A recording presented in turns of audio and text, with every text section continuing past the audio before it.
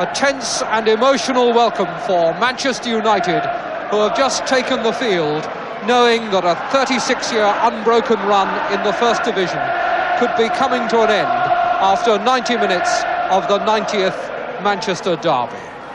An emotional afternoon, certainly, and one can only speculate at the thoughts in the minds of the players. Men like Alex Stepney, the only survivor of the 1968 European Cup winners team.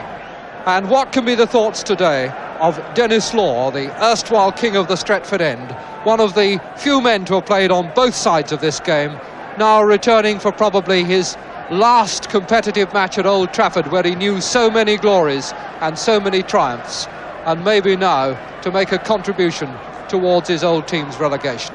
Well, let's take a check on the two lineups. Manchester United unchanged. Tommy Docherty has faith in the side beaten at Goodison Park on Tuesday, the setback which has made life so difficult for them today. Mick Martin, the substitute. And Manchester City, they too are unchanged for their last game of the season.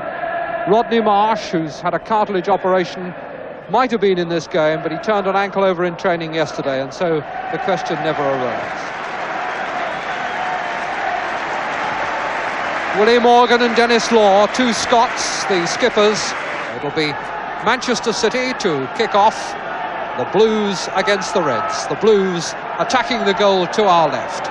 And of course, it's results in other matches which are important in United's bid to stay in the First Division. But what is certain is that if they don't win here, the results of those matches will have no bearing at all. United, with one game to play after this, that's at Stoke, must win, even if the other clubs are to help them. Booth there before McIlroy, but at the expense of a corner. And this time Morgan to take the deep one. Holton was there, didn't make contact. That's McCalliog's header, and off the line by Donachie. Turned in again by Houston. Anybody's. Hooked away by Lee. Daly. Oh, he's made some room now. Good header. Sammy McIlroy disappointed. Bell. Barrett. Summerby to Stewart. For Oakes. Well might the crowd ooh. 0-0 at Old Trafford, but with Birmingham, Southampton and West Ham all leading at half-time, Manchester United will have no illusions about the task ahead of them in these last 45 minutes. McCalliog. McIlroy trying to turn, but Booth gets the ball out and off the flag for a corner. Holton under this yet again. And off the line by Barrett. The shot was Daly's, I think. Summerby.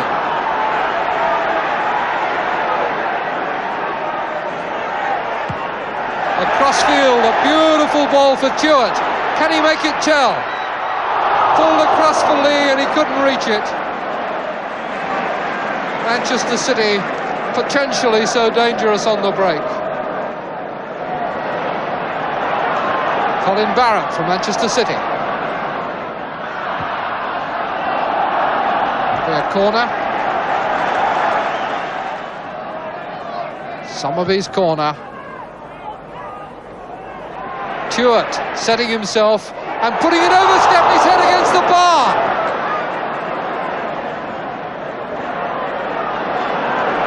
Well, that was the biggest let-off for United so far. Stewart measured his shot to the inch, or maybe not quite to the inch.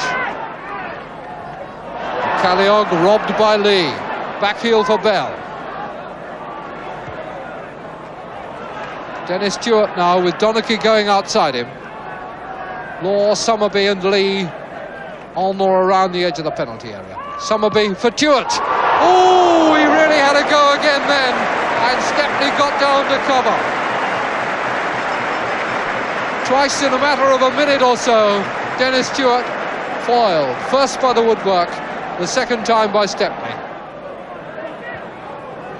Morgan.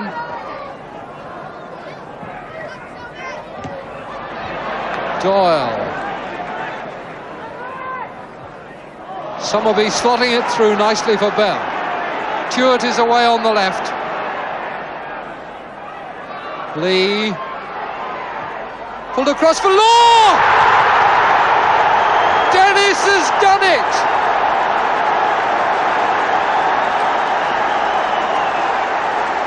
And no elation there at all from Denis Law. He'll not have scored a cheekier goal on this ground where he's seen so many triumphs. Just look at that little back heel. We've got an invasion of the pitch that we could well do without. The referee is wanting to take the players off. There are officials down on the touchline talking to him.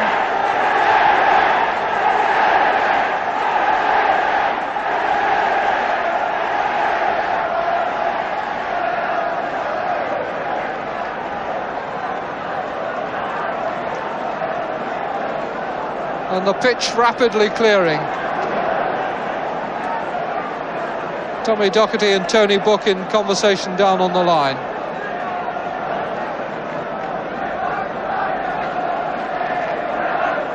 It surely is over now. And Dennis is going to come off. Farewell to Old Trafford.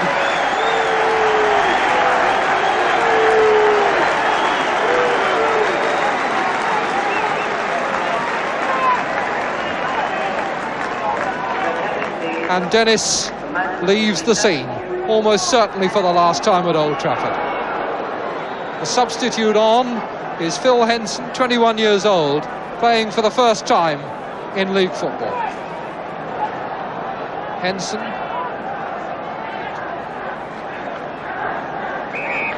Fouled by Summerby. It's as though we've got flower bombs or something being thrown from the Stretford end now.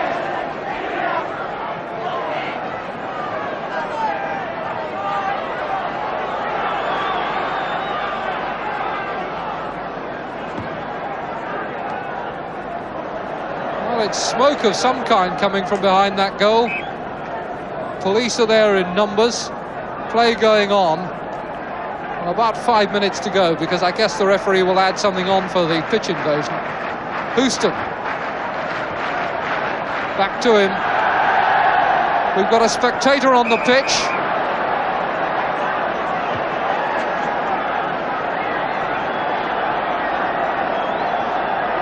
Well, this is not a very happy day for Manchester, whichever side of the fence you sit on.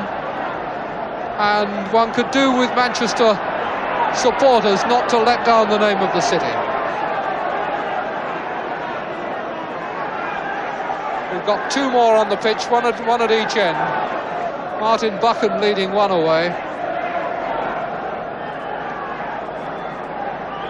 Still smoke eddying out from behind the goal as play restarts. Difficult for the players to keep concentration in circumstances like this.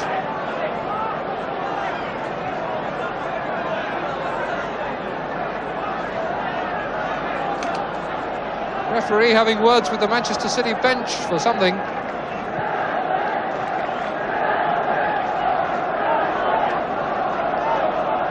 Barrett to Lee. Holton holding him off and getting the ball back to Stepney.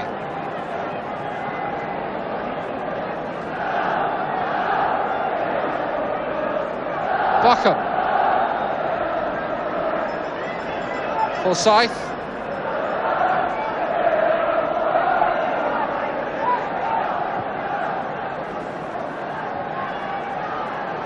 Booth. Booth coming away with the ball. And we've now got fans on the field again, spilling over from the corner on my right. And I suspect that we shall see the referee calling the players off. Yes, he's taking them off. We have in fact had 45 minutes in this game, and I don't see him bringing them back on. So that presumably is the end of the game, and apart from 90 minutes at Stoke on Monday, the end of Manchester United's 36 years unbroken run in the First Division. Sent there by the last kick that Denis Law is likely to take on this field, and the end of a sad, sad season for Manchester United.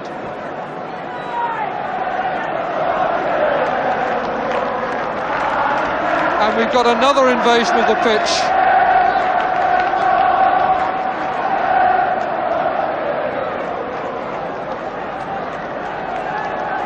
And the season at Old Trafford not so much ending as disintegrating.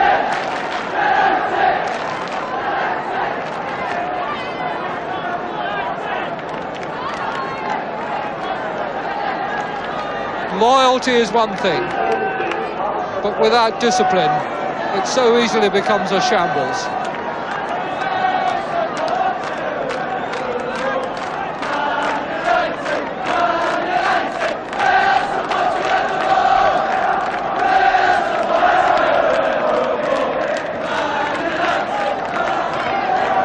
And now a police cordon marches on, and the rabble retreat.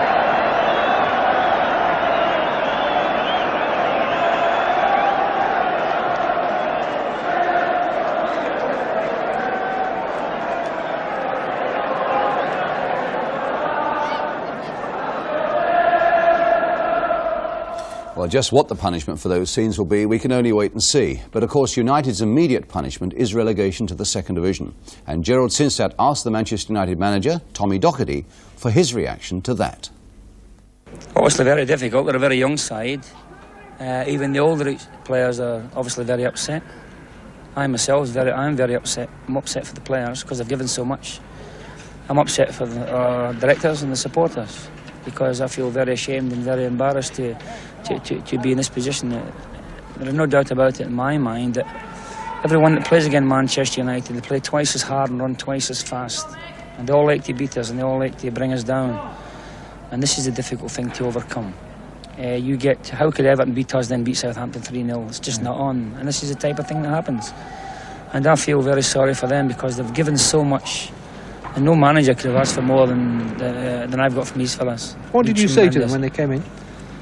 Well, I couldn't speak for a change. You know, it's very, as you say, it's very embarrassing. In as much as what can you say? You know, we've been lifting them all season and they've responded magnificently. And it's very difficult. Young players don't realise probably the seriousness of it. What about your own fans, Tom? This tremendous loyalty and enthusiasm they have for you, and yet at times it embarrasses you when it gets out of hand like today. They never embarrass me. They're great supporters.